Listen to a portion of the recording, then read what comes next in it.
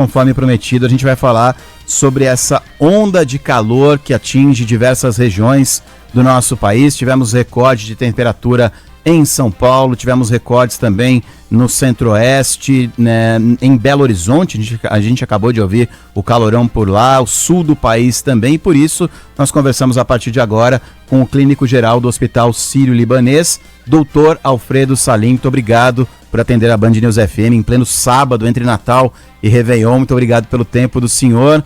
Bom dia, eu já faço a primeira pergunta. Quais são os principais riscos do calor extremo, doutor? Tudo bem? Não estou ouvindo o doutor, hein, gente? Não está bem? Agora sim, agora sim. Perfeito, doutor, pode falar.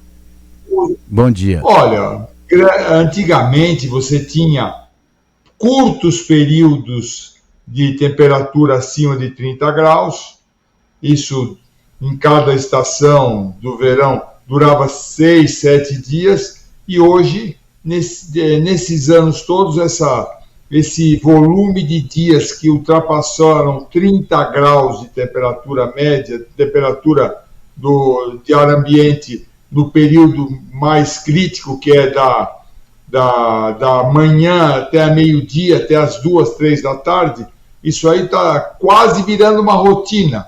Isso é muito perigoso, né? Então, nós temos que encarar que isso pode trazer problemas para a nossa saúde, de pessoas rígidas, sadias, jovens, e principalmente pessoas idosas, pessoas que eu diria especiais, hipertensos, diabéticos, idosos, crianças. Isso aí, pacientes que têm que tomar medicação para baixar a pressão, tomam diuréticos. Nessa época existe um cuidado especial que deve se tomar com esses pacientes. Por quê?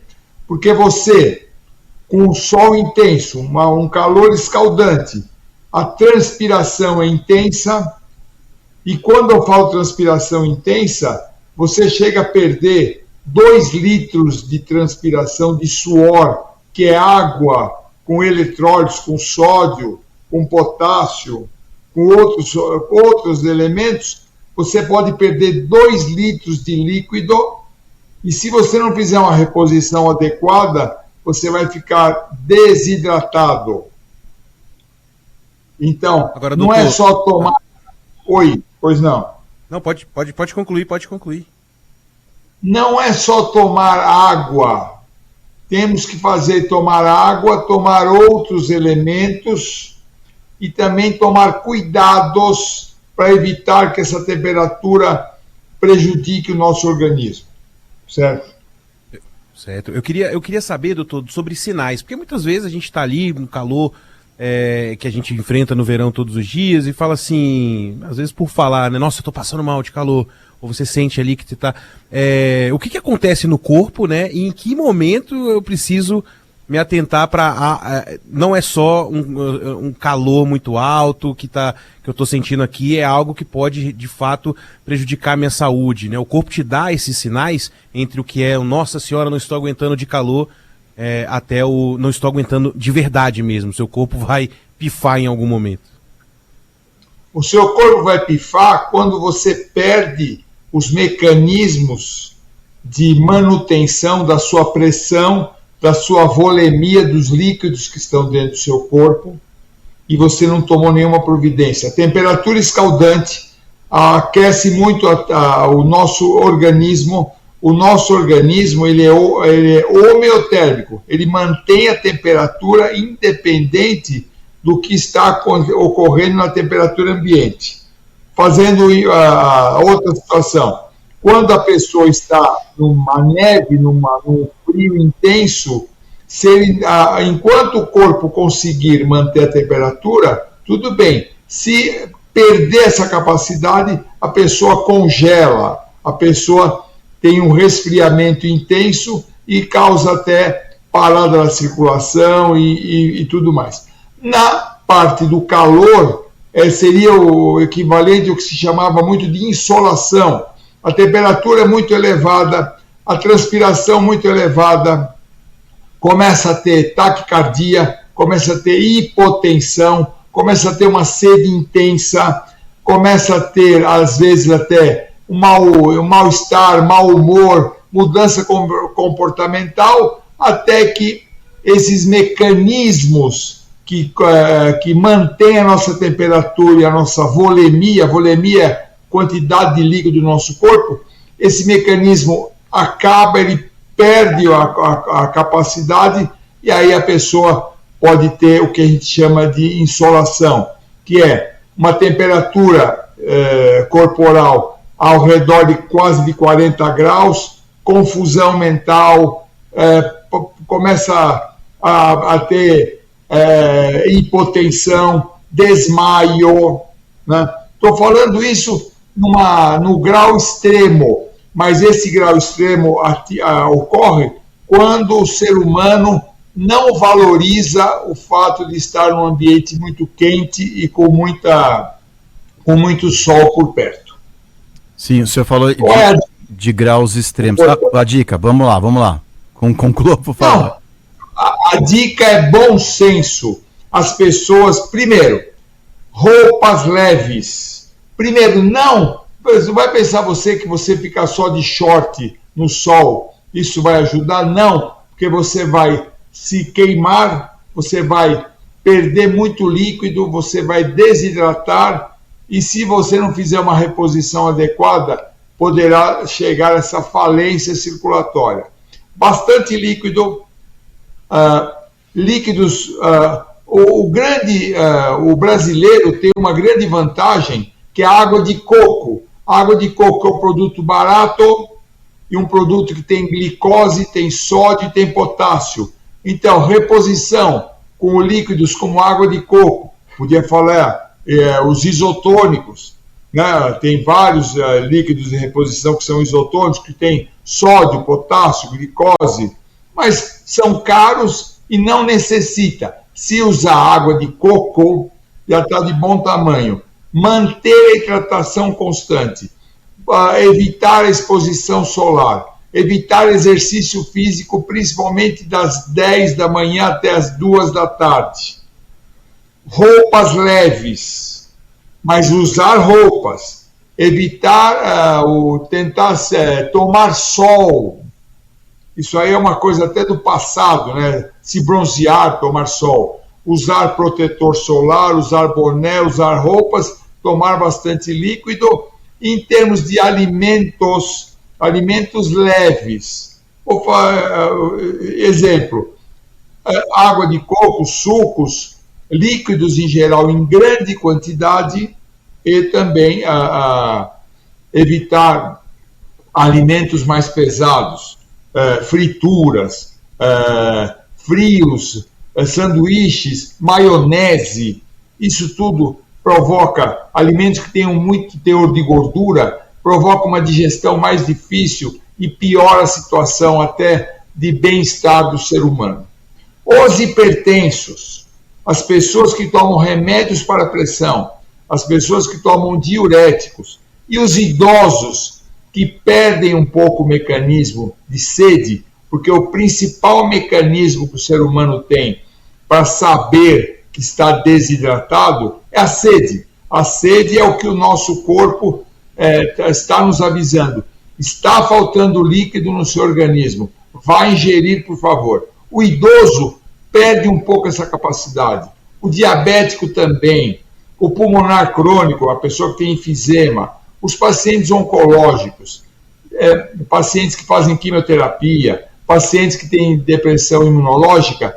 Esses pacientes, eu diria que são pacientes fragilizados que tem que ter muito cuidado nessa época.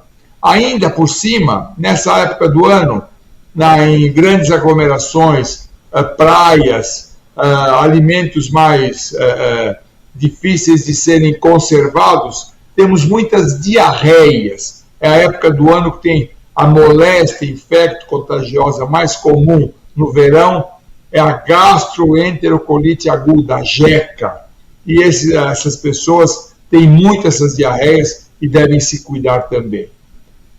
O bom senso é a alma do negócio.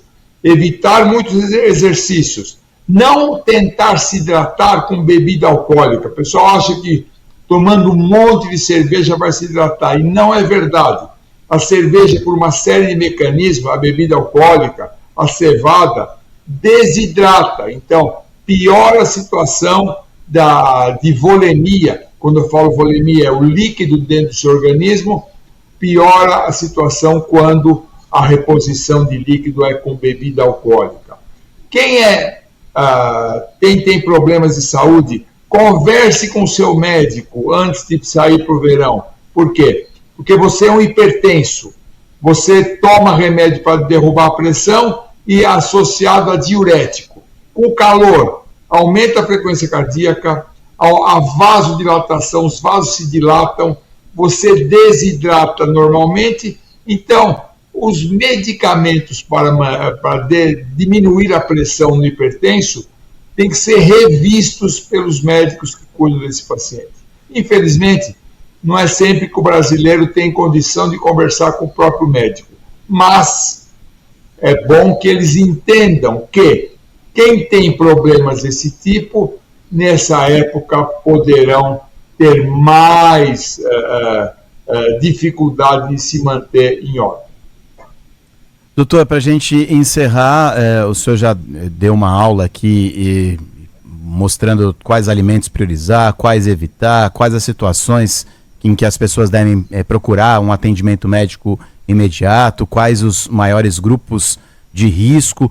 Com relação às pessoas que gozam de ótima saúde, pessoas que fazem exercícios físicos regulares, pessoas que estão muito bem, essas pessoas devem tomar mais ou menos cuidado. E por que eu pergunto isso? Porque às vezes o corpo dessas pessoas demora um pouquinho mais a responder, não? Essas pessoas, elas às vezes se distraem e tomam atitudes que acham que não vai trazer nenhum problema e pode trazer problema nessa época.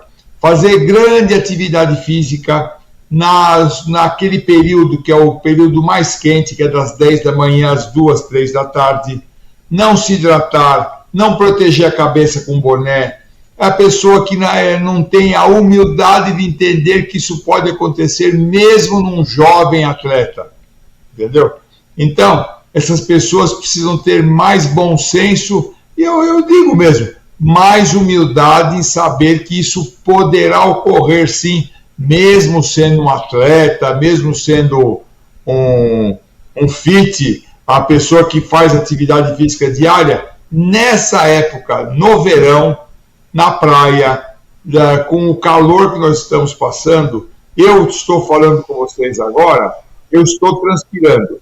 Quando você transpira, o volume de líquido que você perde é muito grande. Uma vez eu até participei de uma entrevista, pesamos a roupa seca e pesamos a roupa da mesma pessoa depois que ele fez atividade física e transpirou. A diferença de peso deu quase 3 quilos. Caramba. Significam quase 3 litros de líquido que estava aumentando o peso dessa roupa.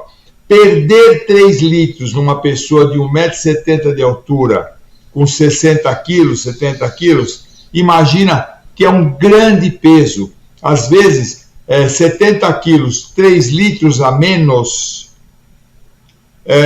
quase 5% do peso, não é assim? Então, não é brincadeira o que se transpira nessa época. Então, hidratação com líquidos adequados, não se hidratar com bebida alcoólica e evitar atividade física, exposição ao sol, nesse período de 10 da manhã às 3 da tarde. Mesmo sendo um atleta, mesmo sendo uma pessoa habituada a essa atividade. Então, essas pessoas têm que ter humildade. O idoso já está preocupado de rotina.